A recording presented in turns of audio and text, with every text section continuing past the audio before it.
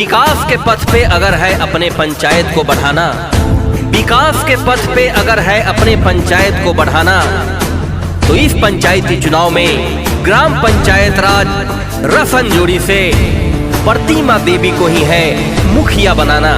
तो याद रखें मतदाता साथियों, चुनाव चिन्ह दूरबीन छाप जो कि क्रमांक संख्या 5वें नंबर पर अंकित है। इसी दूरबीन छाप पर अपना एक एक बेशकीमती मत मोहर लगा कर देना है और प्रतिमा देवी को मुखिया बनाना है।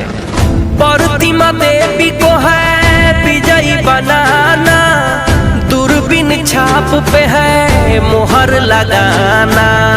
इनकी विचारे सबसे है न्यारे, ठानी है मन में अपने पंचायत को विकसित बनाना है इनको।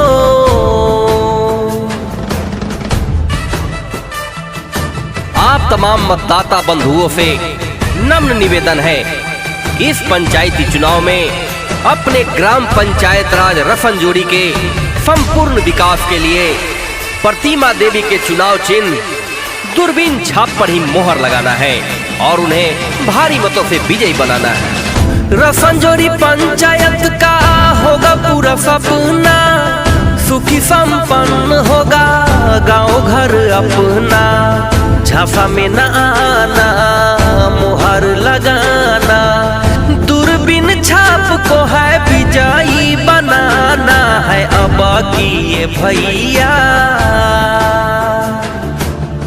प्रतिमा देवी को है विजयी बनाना, दूरबीन छाप पे है मोहर लगाना।